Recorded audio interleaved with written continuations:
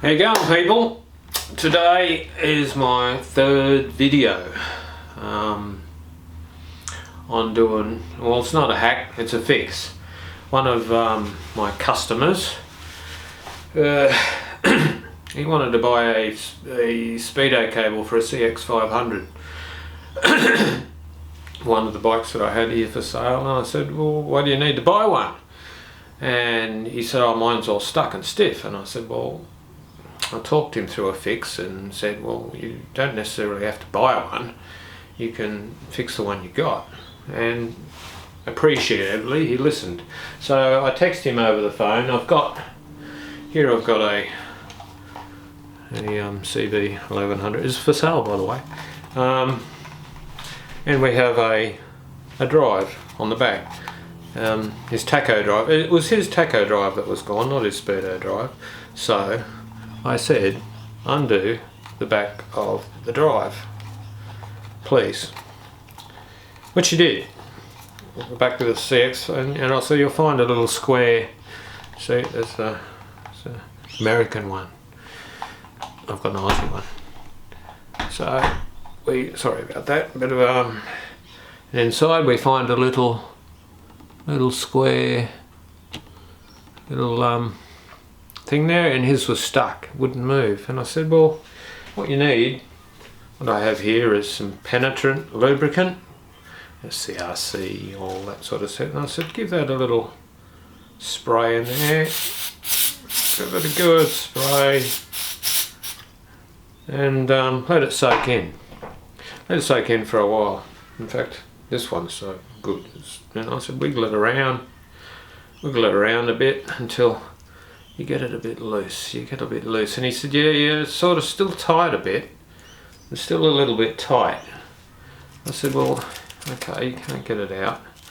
Okay, but it's still a bit tight. He's a bit concerned that it was tight. And I said, okay, after it's tight, if you can't get it out the bottom end, like you can this one, in which case I'd use some grease.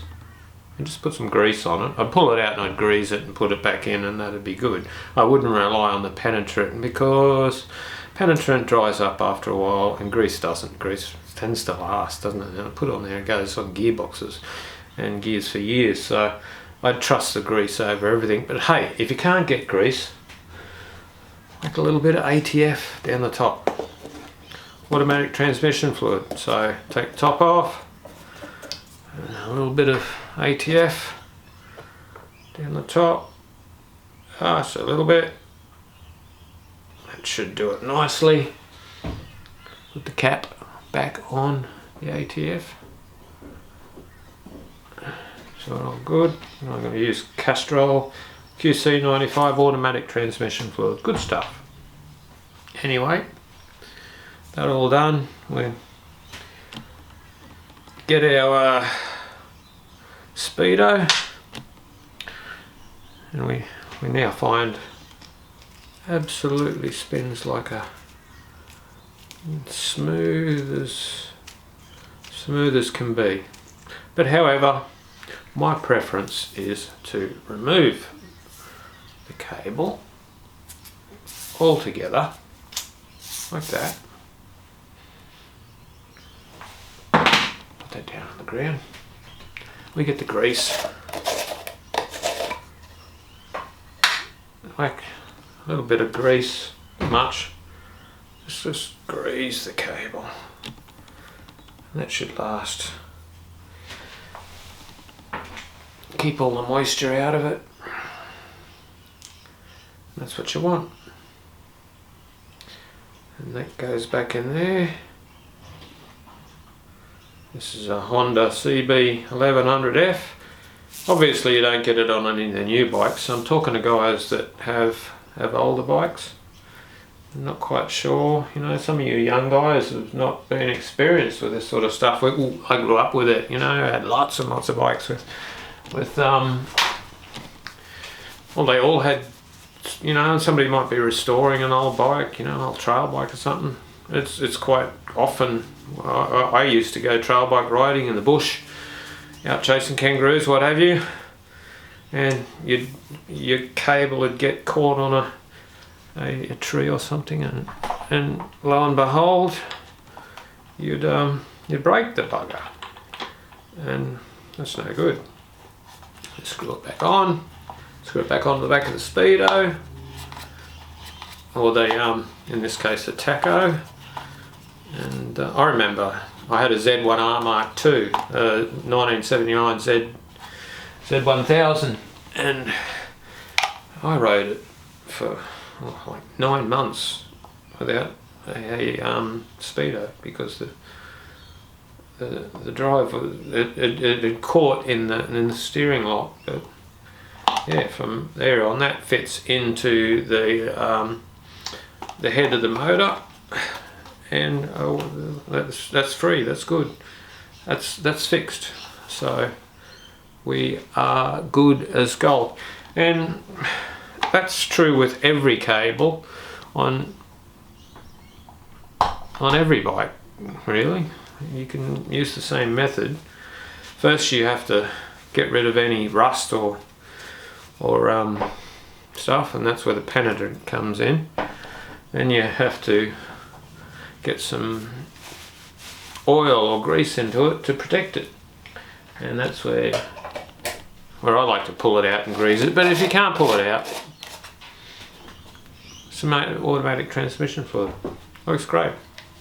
Done it many times. It's a little hack it's not a hack, it's a fix. And one of the things I've learned over the years of riding motorbikes, I started riding motorbikes when I was a 7-year-old, I think, and a TM75 little thing, 2-stroke. Used to ride it out the bush, run around the place, and trail bulk my way up to the Z1000. Z1R Mark II, absolutely loved it. Unfortunately, I got a job on the railway, and I set off on my job on the railway to Queensland, about a 300k trip, and the front tyre blew out, and that was the end of that bike, for me anyway. It did get rebuilt by somebody else, but unfortunately it was the end of it for me. I love that bike. It was really something else. All black. People say, I don't like that, it's got a coffin shaped tank, and you know, I don't like coffin shapes. Well, it didn't bother me, and I didn't really notice. It wasn't really, I mean, it was coffin shaped for a really fat person, but you know, that's a good bike. I mean, in 1979 it had self-cancelling blinkers that worked. I just sprayed a little bit of silicone spray in there, and they went around the corner and cancelled themselves, and yeah, it was a good bike. I loved it. One of the back shocks, it had Mazzocchi shocks on the back, and one leaked, so it used to, at high speed, it used to have a little bit of a wander about it. But hey, first bike, but it was a good bike. And after that I got a VF1000, and that suited me pretty well, handled and went well, and that was great. And I'll tell you about the others some other time. But there we go, one fix for one gentleman the other day who I helped out on by just a bit of texting here on the Gold Coast. He wanted to come and buy a cable off me. I said, no need. I can talk you through fixing the one you got. So yeah, sometimes it's better to do the good thing than just sell something, when you know how to fix something else. I hope that helps someone out there. And I mean, most people my age will know about this stuff, and they'll call me, oh duh, everyone knows that. But no, they don't.